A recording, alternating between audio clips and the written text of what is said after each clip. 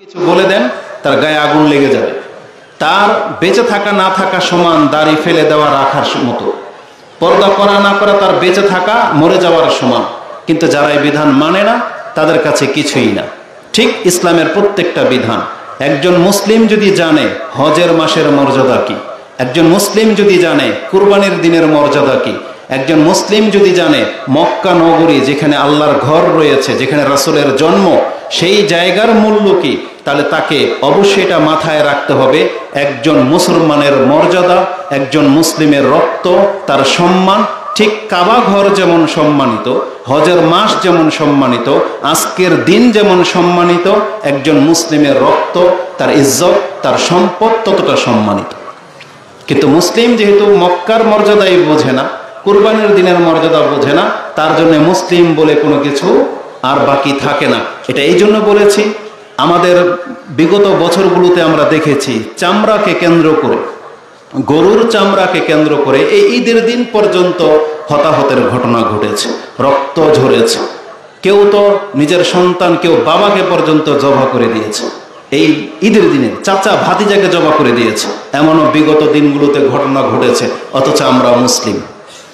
দুনিয়ার এই সামান্য বিধানে, সামান্য কিছু পাওয়া না পাওয়াকে কেন্দ্র করে একজন মুসলিম মুসলিমের রক্ত ঝরাতে পারে, এটা হওয়ার ছিল না। কারণ রাসূলুল্লাহ সাল্লাল্লাহু আলাইহি ওয়াসাল্লাম তিনি চরমভাবে নিষেধ করে দিয়েছিলেন এবং ঈদের দিনের খুতবাতেই বলেছিলেন যে আলা, আমি তোমাদেরকে সতর্ক সাবধান করে দিয়েছি যে তোমরা লা তারজিউ বাদি দুল্লালান আও কুফারান ইয়াদরিবু বাদুকুম রিকাবা বাদ। আমার মৃত্যু হয়ে যাওয়ার পরে তোমরা আবার কুফরির দিকে, আবার গুমরাহির দিকে ফিরে যেও না একে অপরকে হত্যা করার মাধ্যমে। তার মানে কোনো মুসলিম যদি কোনো মুসলিমকে হত্যা করে, এটাকে রাসূলুল্লাহ সাল্লাল্লাহু আলাইহি সাল্লাম কুফরির সাথে তুলনা করেছেন। কিন্তু এই মুসলিম কোত্থেকে শিক্ষা নেবে? সে কোরআন হাদিস থেকেও শিক্ষা নেয় না, তিনি তার কোনো উপদেশদাতা থেকে উপদেশ নেয় না, সে তার মর্জি মোতাবেক চলে। এজন্য আপনাকে জানতে হবে যে আজকের দিনের মর্যাদা কি। এই দিনের মর্যাদা কি জানেন? আপনাকে আমি আরেকটা হাদিস বলি। এই যে হাজ্জুল আকবর, এটা বুখারী সহ প্রায় হাদিসের কিতাবে আছে। বুখারীতে হাদিসটি আপনি 1742-এ পেয়ে যাবেন, ইবনে মাজাতে হাদিসটি 3058-তে রয়েছে, আবু দাউদে হাদিসটি 1945-এ রয়েছে, মুসলিমে হাদিসটি 3178-এ রয়েছে, যে আজকে হচ্ছে হাজ্জুল আকবর। এবং এই দিনটির বৈশিষ্ট্য কি? রাসূলুল্লাহ সাল্লাল্লাহু আলাইহি ওয়াসাল্লাম বলেছেন, ইন্না আযামাল আইয়াম বা আফদালুল আইয়ামি ইনদাল্লাহি তাবারাকা ওয়া তাআলা ইয়াউমুন নাহার সুম্মা ইয়াউমুল কদর। আল্লাহর কাছে সবথেকে সম্মানিত বা মহান দিন হলো কুরবানির দিন, এই আজকের দিনটি, যে আজকে অসংখ্য পশু আল্লাহর জন্য কুরবান হবে। এটা হাদিস আপনি সাহিহ ইবনে হিব্বান 2811, আবু দাউদে হাদিসটি 1765-তে পেয়ে যাবেন। আরো বেশ কিছু হাদিসে রয়েছে যেগুলো নাম্বার বলতে সময় লেগে যাবে। আজকের দিনের বিশেষ কিছু কাজ আছে। আজকের দিনের কাজ যদি আমি সবগুলো কাজকে সংক্ষিপ্তভাবে বলি, তাহলে আজকের দিনের কাজ মূলত তিনটা। বলেন তো কয়টা? তিনটা। কি? সবচেয়ে বড় কাজ ঈদের সালাত, যেটা আমরা এখন আদায় করেছি। তারপরে দ্বিতীয় কাজ হচ্ছে এখান থেকে ফিরে গিয়ে আমরা কুরবানি করব। আর তৃতীয় কাজ হচ্ছে আনন্দ ফুর্তি। কি? তৃতীয় কাজ হচ্ছে আল্লাহ সুবহানাহু ওয়া তাআলার জিকির, আল্লাহ সুবহানাহু ওয়া তাআলাকে সারাদিন স্মরণ রাখা। এই তিনটা হলো ঈদের আনন্দের মূল বিষয়। এটা আমাদের ব্যাখ্যা না, আসুন সরাসরি রাসূলুল্লাহ সাল্লাল্লাহু আলাইহি সাল্লাম থেকে আপনাকে একটা হাদিস কোট করি। আনিল বারা ইবনে আযিব قال سمعت النبي صلى الله عليه وسلم يخطب فقال إن أول ما نبدأ من يومنا هذا أن نصلي ثم نرجع فننهر فمن فعل فقد أصاب سنتنا। এই হাদিসটি ইমাম বুখারী, মুসলিম এবং বিভিন্ন কিতাবে রয়েছে। বুখারীতে আপনি হাদিসটি 898-তে, মুসলিমে হাদিসটি 4967-তে পেয়ে যাবেন। রাসূল বলেছেন আজকের দিনের শুরু আমরা যেটা করব সেটা হচ্ছে সালাত। এই যে সালাত আদায় করে নিয়েছে, সুম্মা নারজি, তারপর আমরা এখান থেকে ফিরে যাব, ফানানহার, তারপর আমরা কুরবানি করব। ফামা, যে ব্যক্তি এমনটা করবে, ফানানহার, ফামান ফাআলা যালিক, যারা এমনটা করবে, আসাবা সুন্নাতানা, তারাই আমাদের সুন্নাত মোতাবেক কাজ করতে পারবো। তার মানে ঈদের দিনের প্রথম কাজ ঈদের সালাত, আর এটাকেই ঈদ বলা হয়েছে। তারপরেই এই যে খুতবা হচ্ছে, এটাও আরেকটা হাদিস থেকে নিয়ে নেন।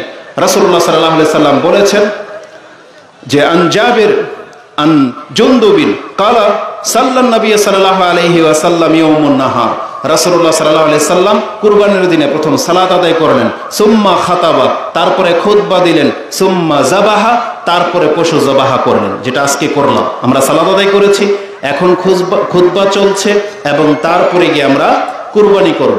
যদিও খুতবা শোনাটাকে বাধ্যবাধকতাতে নিয়ে আসা হয় নাই, কিন্তু যারা খুতবা না শুনে উঠে গেল তারা রাসূলুল্লাহ সাল্লাল্লাহু আলাইহি সাল্লামের একটা সুন্নাহকে ছেড়ে দিল। কারণ ঈদের দিনের মূল কাজ এইগুলোই, কি? ঈদের সালাত, খুতবা শোনা, যাবাহা করবেন, তারপরে আপনি আল্লাহ সুবহানাহু ওয়া তাআলার জিকির করবেন। তা যারা এমনটা করতে পারলো, রাসূল বলেছেন আসাবা সুন্নাতানা ওয়া সুন্নাতুল মুসলিমিন, তারাই আমার সুন্নাহ এবং মুসলিমদের সুন্নাহ মোতাবেক কাজ করতে সক্ষম হলো। ইমাম বুখারী হাদিসটাকে 985-তে এনেছেন। তাহলে আজকের এই খুতবার মাধ্যমে আপনি জানতে পারলেন আমাদের মূল কাজ তিনটা। এক, এখন সালাত আদায় হয়েছে, গিয়ে কুরবানি করব, আর সারাদিন আল্লাহ সুবহানাহু ওয়া তাআলাকে স্মরণ রাখবো, ভুলে যাব না। কুরবানি যেটার পরের কাজ, সংক্ষিপ্তভাবে কুরবানি সম্পর্কে দুই একটি কথা বলে দিই। তার একটি হলো, যিনি কুরবানি করবেন বা কুরবানির দাতা, যার পক্ষ থেকে আপনি আল্লাহর নামে কুরবানি করবেন, আপনার জন্য সুন্নাহ হলো আপনি নিজের হাতে পশুটাকে জবাই করবেন। কারণ রাসূলুল্লাহ সাল্লাল্লাহু আলাইহি সাল্লাম যাবাহা বিয়াদিহি, তিনি নিজের হাতে পশু জবাহা করতেন। এই জন্য সাহস যোগাতে হবে, নিজের পরিবারের স্থলাভিষিক্ত কাউকে না কাউকে শেখাতে হবে, কোনো হুজুরের জন্য পশুকে অপেক্ষা করাতে হবে না। নিজের মধ্যে সেই যোগ্যতা তৈরি করেন যে আমার দোয়া, আমার কুরবানি আল্লাহর কাছে গৃহীত হবে। ইমামের আকীদা কি আপনি জানেন না, ইমামের আমল কি আপনি জানেন না, বরং আল্লাহ বলেছেন ইন্নামা ইয়াতাকাব্বালুল্লাহু মিনাল মুত্তাকিন, আল্লাহ মুত্তাকির ইবাদত কবুল করে থাকে। এই জন্য নিজেকে মুত্তাকি করার তৌফিক নিজের মধ্যে জন্মাতে হবে, যাতে অন্যের কাছে দোয়া চাওয়ার আগে নিজের দোয়া আল্লাহর কাছে কবুল হয়। অন্যের কাছে ধর্ণা ধরার চেয়ে নিজে আপনি আল্লাহ সুবহানাহু ওয়া তাআলার বান্দা হবেন, এটা আল্লাহ পছন্দ করে। এই সম্পর্কে ডিটেলস কথা রয়েছে। তা আমাদের প্রথম কাজ হলো নিজের হাতে জবাহ করবেন। যদি সম্ভব না হয়, যে কেউ ইচ্ছা করে আপনার কাজটাকে হেল্প করে দিতে পারে, সাহায্য করবে, ইমাম হোক যেই হোক। কিভাবে করবেন? ইসলামের সবচেয়ে সুন্দরতম দিক দেখেন, আমি গত কয়েকদিন একটা ভিডিও দেখেছি, হিন্দুরা ওদের পশুকে বলি দেয়, এক কূপে গর্দানকে আলাদা করে দেয়, তারপরে ওদের পূজারীরা দেখেছে মুখ দিয়ে তাজা বকরিকে ছিঁড়ে ফেলতেছে, মানে রক্ত খাচ্ছে। কিন্তু আল্লাহ আমাদেরকে উত্তমভাবে জীবনযাপন করা শিখিয়েছে, পশু বানিয়েছে, পশুকে আমাদের জন্য হালাল করেছেন, এবং পশু কিভাবে হালাল হবে সেটাও আল্লাহ আমাদেরকে জানিয়েছেন। তাহলে আমাদেরকে কি আদেশ করা হয়েছে? শাদ্দাদ বিন আউস তিনি বলেন, আমি রাসূল সাল্লাল্লাহু আলাইহি ওয়াসাল্লাম থেকে দুইটা জিনিস খুব সুন্দরভাবে মুখস্থ রেখেছি।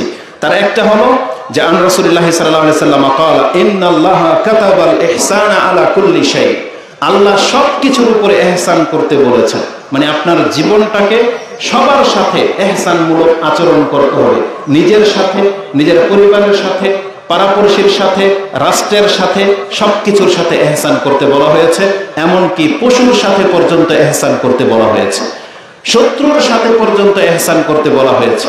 শত্রুর সাথে আপনি কিভাবে ইহসান করবেন? রাসূল বলেছেন ইজা কাতালতুম ফাহসিনুল কিতলা, যদি কোনো যুদ্ধে জড়াতে হয়, কাফেরকে হত্যা করতে হয়, তাহলে উত্তমভাবে হত্যা করবে। তোমার মূল আদর্শ হচ্ছে তুমি আল্লাহর জন্য লড়বে, এই জন্য শত্রুতামূলক, আক্রোশমূলক তাকে আঘাত করবে না। ও ইসলাম গ্রহণ করবে না, ওর কল্লাটা উড়িয়ে দেওয়া হবে, কিন্তু ওর নাক কেটে নেবেন, কান কেটে নেবেন, লজ্জাস্থান কেটে নেবেন, এটা ইসলাম জায়েজ করেনি। খুঁচিয়ে খুঁচিয়ে মারবেন, ইসলাম জায়েজ করেনি। বলছে ইজা কাতালতুম ফাহসিনুল কিতলা ওয়া ইজা যাবাহতুম ফাহসিনুজ যিবহ, আর তোমরা যখন পশু জবাহ করবে তবে উত্তমভাবে জবাহ করবে। এর একটা পদ্ধতি কি? রাসূল নিজেই শিক্ষা দিয়েছেন যে ওয়ালিউহিদ্দা আহাদাকুম শাফরাতাহু ফালিউরিহ যাবিহাতাহু, যেই ব্যক্তি জবাহ করবে সে যেন তার ছুরি, আমরা তো ছুরি শব্দ ব্যবহার করি, কিন্তু হাদিসে শাফরা আছে। শাফরা মানে হচ্ছে ব্লেড, খুর, মানে এত তীক্ষ্ণ ধারালো হতে হবে যেটা ব্লেডের মতো পাতলা হবে, যেটা পশুর গলায় চালানোর সাথে সাথে তার চামড়ার রগগুলো কেটে যায়। কি হবে তাতে? ফালিউরিহ যাবিহাতাহু, কারণ চামড়া আর রগ কেটে গেলে পশুর গায়ে আর কোনো আঘাত লাগবে না। আপনি যতই পারাপারি করেন কোনো কষ্ট হবে না পশু। এই জন্য আমাদেরকে এহসানের সাথে এই কাজটা করতে বলা হয়েছে। ইমাম মুসলিম হাদিসটা 3615 নম্বরে রয়েছে, যেটা আপনারা সবাই জানেন। দ্বিতীয়ত হচ্ছে যারা জবাহ করবেন, রাসূলের সুন্নাহ, রাসূল বলেছেন প্রথমে বলতে হবে বিসমিল্লাহ, তারপরে আল্লাহু আকবার। এই ক্ষেত্রে আপনাদেরকে একটা কথা স্মরণ করিয়ে দিই, ইমামের হাতে চাকু থাকে বা যিনি জবাহ করবে তার হাতে চাকু। আশেপাশের সবাই বিসমিল্লাহ না বলে ওই আল্লাহু আকবার বলে একটা চিৎকার দেয়। এটাতে কি হয় জানেন, অনেক সময় তার বিসমিল্লাহ বলা ছুটে যেতে পারে। হুজুকে তিনিও শুধু আল্লাহু আকবার বলে জবাহ করে ফেলতে পারে, বিসমিল্লাহ ছুটে যেতে পারে। এজন্য সতর্ক সাবধান থাকবেন।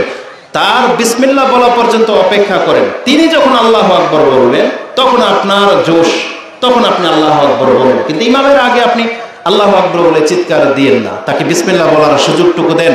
কারণ রাসূলুল্লাহ সাল্লাল্লাহু আলাইহি ওয়াসাল্লাম যখন কুরবানি করতেন, দাহান নবী সাল্লাল্লাহু আলাইহি ওয়াসাল্লাম বিকাবশাইনি আমলাহাইনি আকরামাইনি যাবাহুমা বিয়াদিহি ওয়া সাম্মা ওয়া কাব্বার। রাসূল নিজের হাতে জবাহ করতেন, তারপরে তিনি সাম্মা আল্লাহর নাম নিতেন, শুধু বলতেন বিসমিল্লাহ। সাম্মা মানে হচ্ছে বিসমিল্লাহ, এতটুকু বলতেন, আল্লাহু আকবার বলতেন, এরপরে তিনি জবাহ করতেন। আর তার নিয়ত কি থাকতো, নিয়তটা কত প্রশস্ত দেখেন। পশু মাত্র একটা, ছোট্ট একটা বকরি, আর রাসূল বলতেছেন আল্লাহুম্মা তাকাব্বাল মিন মুহাম্মাদিন ওয়া আলি মুহাম্মাদিন ওয়া মিন উম্মতি মুহাম্মাদিন। আল্লাহ তুমি এই পশুটাকে মুহাম্মাদের পক্ষ থেকে, মুহাম্মাদের পরিবারের পক্ষ থেকে এবং মুহাম্মাদের সমস্ত উম্মার পক্ষ থেকে গ্রহণ করো। তার মানে একটা বকরি, তার মানে রাসূলুল্লাহ সাল্লাল্লাহু আলাইহি সাল্লাম আমাদেরকে শিক্ষা দিয়ে গেছেন, একটা বকরিতে আপনার পশুতে যত জনকে আপনি শামিল করতে চান নেকির ক্ষেত্রে পারবেন। আপনি যদি বলেন আল্লাহ এটা আমার পক্ষ থেকে, আমার পরিবারের পক্ষ থেকে, আমার বংশের পক্ষ থেকে, আমার গ্রামবাসীর পক্ষ থেকে, কোনো বাধা নেই, আপনি বলতে পারেন। নেকি কে দিবে? নেকি দেওয়ার মালিক হচ্ছে আল্লাহ। আপনার অন্তরটাকে প্রশস্ত রাখেন। জি, তাহলে এটা হচ্ছে দ্বিতীয় বিষয়। তৃতীয় বিষয় হচ্ছে সবচেয়ে কমন গোশত বন্টন করার ক্ষেত্রে এটা অনেক বিতর্ক হয়। কে কতটা খাবে না খাবে এটা নিয়ে পরামর্শ দেওয়া হয়, আমাদেরকেও বলা হয় এটা বলে দেন ওটা বলে দেন। দেখেন, ইসলামের বিধান প্রত্যেক বছর নতুন করে নাজিল হয় না। ওলামারা যে 3 ভাগের কথা বলেছেন এটা একটা সূক্ষ্ম বিষয়। সূক্ষ্ম বিষয় এই জন্য আপনি বুঝতে হলে কোরআনের 2টা আয়াত পড়েন, আপনি পেয়ে যাবেন। এক, সূরা হজ 22 নম্বর সূরার 28 নম্বর আয়াত এবং 36 নম্বর আয়াত। এই 2 আয়াতের মধ্যে আল্লাহ কি করবেন আপনি গোশতকে এটা উল্লেখ করিয়ে দিয়েছেন। আর এই ক্ষেত্রে আল্লাহ সুবহানাহু ওয়া তাআলা সবচাইতে আমাদের উপরে অনুগ্রহ যেটা করেছেন, আল্লাহ বলেছেন তোমার পশু ঠিক আছে, তাহলে তুমি আগে খাও। আল্লাহ কি বলেছেন? ফাকুলু মিনহা, তুমি আগে খাও। আপনাকে আপনার পরিবারকে প্রথম অনুমতি দেওয়া হয়েছে যে তুমি খাও, তোমার গোশত তুমি খাও, এটা তোমার অধিকার বেশি। তারপরে আল্লাহ সুবহানাহু ওয়া তাআলা যা বলেছেন এটাকে আপনি মানবেন না? তার মানে নাকি ওইরকম হবে আফাতুমিনুনা বিবাদিল কিতাবি ওয়া তাকফুরুনা বিবাদ, নাকি তোমরা কোরআনের কিছু মানবে কিছু মানবে না। বরং এই আয়াতের মধ্যে আল্লাহ যেই শব্দগুলো ব্যবহার করেছে আপনি শুধু সেটাকে অনুসরণ করেন, কোন ইমামের কথা শুনতে হবে না। আল্লাহ প্রথম আপনাকে বলছেন ফাকুলু মিনহা, তুমি খাও। তারপর আল্লাহ কি বলেছেন? ফাকুলু মিনহা ওয়া আতইমুল বাইসাল ফাকির, এবং দুস্থ গরিবদেরকে দাও। এটা হচ্ছে আপনার 22 নম্বর আয়াত। 36 নম্বর আয়াতে বলেছেন ওয়া আতইমু কানিয়াল মুতা, যারা তোমার কাছে চাইতে আসে না তাদের ঘরে গোশত পৌঁছে দিয়ে আসো। কানিয়া মানে হচ্ছে অভাবী, কিন্তু সে কোনোদিন চাইতে আসবে না আপনার কাছে, কিন্তু সে অভাবী, কুরবানি দেয়নি, আপনি জানেন, আপনার আত্মীয়, ফুফু, খালা, মামা, চাচা, সবচেয়ে কাছের আত্মীয় যারা, খোঁজ নেন, যারা অভাবী কিন্তু জীবনে আপনার কাছে চাইতে আসবে না, আল্লাহ বলছেন এদের ঘরে তুমি পৌঁছে দিয়ে আসো। এটা একটা ভাগ, তাই না? তাহলে কয় ভাগ হইল? 2 ভাগ। ওয়াল মুতা, এবং এমনও ভাবি যারা তোমার দরজা পর্যন্ত আসে, ফকির মিসকিন, তাই না? তার মানে আল্লাহ সুবহানাহু ওয়া তাআলা ইঙ্গিতে বলেই দিয়েছেন তুমি খাও, সম্মানী অভাবীদেরকে দাও, আর যারা একেবারেই অভাবী যে তোমার ঘর পর্যন্ত চলে আসে তাদেরকেও দাও। তো কয় ভাগ হলো? তো ওলামারা তো আপনার উপর জুলুম করে নাই, নিজের পক্ষ থেকে ব্যাখ্যা করে নাই, বরং তারা কোরআনের আয়াতগুলোকেই সামনে রেখেছে। এখন নতুন আর একটা ভাগ যোগ হয়েছে, সেটা হচ্ছে সমাজ, তাই না? আপনি কি ভাবতেছেন এটা নতুন ভাগ? না, মূলত এই সমাজ ব্যবস্থাটা আমাদের বাংলাদেশে কোত্থেকে এসেছে তারা দেখেছে যে আপনারা মসজিদের ইমামের প্রতি, মসজিদের প্রতি সবচেয়ে বেশি উদাসীন, আপনারা মসজিদের ইমামের বেতনই দিতে চান না।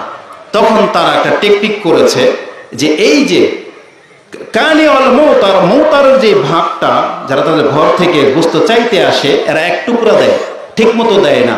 তখন তারা সমাজ ব্যবস্থা করেছে যে সমাজে কতগুলো গরু জবা হয়, প্রত্যেক থেকে ওই এক ভাগ নিয়ে নাও, তারপর আমরা এটাকে সুষ্ঠু বন্টন করব যে আমাদের সমাজে কত ব্যক্তি অভাবী আছে, ওই ভাগটাই এইটা। এখন কোনো ব্যক্তি যদি মনে করেন যে হ্যাঁ আমি আমার অভাবের ভাগটা নিজে দেব না, আমি সমাজকে দেব, আমি মনে করি এটা উত্তম হবে। যদি সমাজের লোক বিশ্বস্ত হয়ে থাকে, সমাজের যারা দায়িত্বশীল তারা যদি আপনাদের কাছে বিশ্বস্ত হয়ে থাকে, তারা যদি আপনার কাছ থেকে দাবি করে নেয় যে তোমার ভাগ দাও, আমি নিষ্ঠার সাথে বন্টন করব, আমার মনে হয় কোনো ব্যক্তির এখানে কার্পণ্য করা উচিত না। আর আপনি সমাজকে বেশি দিয়ে ফেললে আপনি যে ঠকে গেলেন তা না।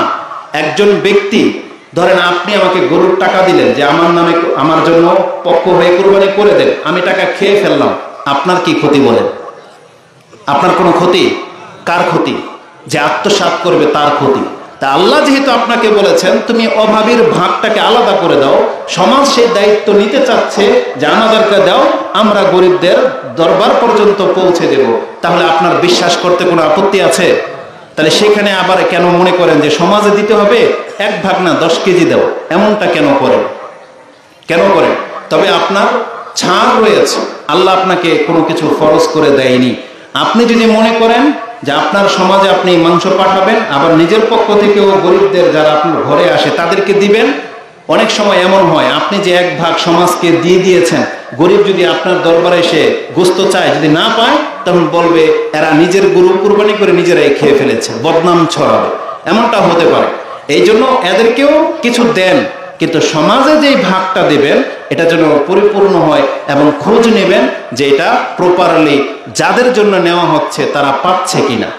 এত আরেকটা সুবিধা, সেটা কি? ওই ইমামের বেতনটা উঠে আসবে। কারণ এই দিন আমি দেখেছি বিভিন্ন, আপনাদের সমাজ তো জানি না, তবে আমাদের সমাজগুলো তো দেখেছি, যারা হানাফি সমাজ তারা এই দিনে মসজিদের বেতন, ইমামের বেতন ওটি কালেকশন করার জন্য ওই নাম লেখার সময় এই ভাগটা তাদেরকে দেয়। তবে তারা একটা নাইনসাফি করে, সেটা হলো যারা কুরবানি করে তাদেরও নাম লেখে, যারা কোটিপতি তাদেরও ভাগ 500 টাকা, যেই ব্যক্তি দিনমজুর যিনি মাসে কামায় না 500 তারও ভাগ 500 টাকা। এটা একটা নাইনসাফি সিস্টেম, এটা কোনো ইনসাফ না। টাকা নিতে হবে পয়সাওয়ালাদের কাছ থেকে, একজন সাধারণ মানুষ তার উপরে কোনো দায় দায়িত্ব নাই যে ইমামের বেতন দিতে হবে, মসজিদের খেদমত করতে হবে, এটা সব পয়সাওয়ালাদের কাজ। এই জন্য তাদের কাছ থেকে 5000 টাকা ধরবেন, তার কাছ থেকে না হয় 200 টাকা ধরবেন। ইনসাফ করতে হবে। আলাকুল্লি হাল এই বিষয়গুলো আপনারা জানেন। যেইভাবে আপনার সমাজ সুন্দর হবে, যেইভাবে আপনাদের সমাজ উপকৃত হবে, আপনারা সেই সিদ্ধান্ত নেবেন। ইসলামের বিধান হলো গোস্ত খাওয়ার ক্ষেত্রে এখন আপনাকে আর বাধা দেয়নি। এই সম্পর্কে জাবের আনি নবী সাল্লাল্লাহু আলাইহি ওয়াসাল্লাম আন্নাহু নাহা আন আকলিল লুহুমি দাহায়া, রাসূল সাল্লাল্লাহু একটা সময় তিনি কুরবানির গোশত খেতে নিষেধ করেছিলেন। বাদা সালাসাতিন, 3 দিনের বেশি, যে 3 দিনের বেশি তোমরা গোশত খেতে পারবে না। সুম্মা কাল, তারপরে তিনি বলেছেন বাদাহু, এই নিষেধের পরে তিনি আবার ফতোয়া দিয়েছেন কুলু ওয়া তাযাওয়াদু ওয়াদাখিরু, তোমরা এখন খেতে পারো, যত খুশি রিজার্ভ রাখতে পারো, সাথে করে বয়ে নিতে পারো। তার মানে আপনার খুশি, এখন আপনি খেতে পারেন, জমা রাখতে পারেন, দিতে পারেন। কিন্তু আল্লাহ সুবহানাহু ওয়া তাআলা এটা আমাদের জন্য জায়েজ করেছে। কিন্তু আল্লাহ সুবহানাহু ওয়া তাআলা শুধু একটা কথাই বলেছে, লান তানালুল বিররা হাত্তা তুনফিকু মিম্মা তুহিব্বুন। শুধু এতটা কথা আজকে এখান থেকে নিয়ে যান, আমাদের কার কিছু বলতে হবে না। আল্লাহ সুবহানাহু ওয়া তাআলা সূরা আলে ইমরানের 92 নম্বর আয়াতে বলেছেন, তুমি যেটা পছন্দ করো এটা যদি আল্লাহর জন্য কুরবানি করতে না পারো, তাহলে তুমি জান্নাতে ঢোকা তো দূরের কথা, জান্নাতের নিকট পর্যন্ত পৌঁছতে পারবে না। এখানে লান তানালুল বির বলা হয়েছে যে তুমি নেকি পর্যন্ত পৌঁছতে পারবে না, কিন্তু তাফসীর পড়ে দেখেন এই বীর মানে উদ্দেশ্য হচ্ছে জান্নাতকে করা হয়েছে। আল্লাহ বলেছেন তুমি যদি তোমার পছন্দনীয় জিনিসটা আল্লাহর রাস্তায় কুরবানি করতে তোমার অন্তরে সংকীর্ণতা আসে, তাহলে জেনে নাও লান তানালুল বিররা, তুমি জান্নাতের নিকট পর্যন্ত পৌঁছতে পারবে না। এটাকে শুধু মাথায় রাখেন। কুরবানি যদি আল্লাহকে সন্তুষ্ট করার জন্য হয়, তাহলে আপনি আপনার আত্মীয় স্বজন গরিবদেরকে সন্তুষ্ট করে দেখান, আল্লাহকে আপনি সন্তুষ্ট পাবেন। ওই হাদিস এখানে ফিট করেন না কেন? আল্লাহ কি বলেন যে বান্দা তোর কাছ থেকে আমি খাদ্য চেয়েছিলাম, তুমি আমাকে দেওনি?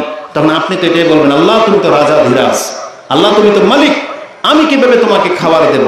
তোমার কাছে অভাবী এসেছিল, তুমি দেওনি। তাহলে কুরবানির ক্ষেত্রে ফিট করেন যে তুমি যদি আল্লাহর জন্য কুরবানি করে থাকো, তাহলে আমার বান্দারা কেন পায়নি? অতএব আজকের এই খুতবার সংক্ষিপ্ত বিষয় এটাই ছিল। সর্বশেষ আমি আপনাদেরকে সেই হাদিসটা স্মরণ করে দিতে চাচ্ছি যে আমাদের আজকের সর্বশেষ কাজ কি? আল্লাহ সুবহানাহু ওয়া তাআলার জিকির করা। এটা রাসূলুল্লাহ সাল্লাল্লাহু আলাইহি ওয়াসাল্লাম নিজে বলেছেন, ইন্না হাযিহিল আইয়াম আইয়ামু আকলিন ওয়া শুরবিন ওয়া যিকরিল্লাহি তাআলা। আজকের দিন হচ্ছে খাদ্য খাওয়া, পান করা, খাওয়ানো, পান করানোর নাম, আর আল্লাহকে স্মরণ করার নাম। আল্লাহু আকবার, আল্লাহু আকবার, আল্লাহু আকবার, লা ইলাহা ইল্লাল্লাহু, আল্লাহু আকবার, আল্লাহু আকবার ওয়া লিল্লাহিল হামদ। আল্লাহর কাছে আমরা দোয়া করি, আল্লাহ তুমি আমাদের ইবাদতগুলোকে কবুল করো। আল্লাহুম্মা তাকাব্বাল মিন্না সিয়ামানা ওয়া কিয়ামানা ওয়া নুসুকানা ইয়া হাইয়্যু ইয়া কাইয়্যুম বিরহমাতিকা আস্তাগীস। আল্লাহুম্মা গফির যুনুবানা। আল্লাহ তুমি আমাদের পাপগুলোকে মাফ করে দাও। আল্লাহ আমাদের পিতামাতাদেরকে মাফ করে দাও। আল্লাহ এই জায়গাতে যারা সালাতের জন্য একত্রিত হয়েছে, আল্লাহ তুমি আমাদের মুসলিমদেরকে আজকে পাপ মুক্ত করে বাসায় ফেরত নিয়ে যাও। আমাদের মা বোনদেরকে আল্লাহ তুমি ক্ষমা করো এবং তাদেরকে তুমি হিদায়াত করো। তারা ইসলামের ব্যাপারে সব থেকে বেশি উদাসীন। আল্লাহ তাদেরকে পর্দা এবং সালাতের প্রতি মনোযোগী হওয়ার তৌফিক দান করো। আল্লাহ তুমি আমাদের সন্তানদেরকে মুসলিম হিসেবে বাঁচিয়ে রাখার তৌফিক দান করো। এই ফিতনা থেকে তুমি আমাদেরকে মুক্ত করো। আজকের দিনটিকে আল্লাহ তুমি আমাদেরকে হেফাজত করো।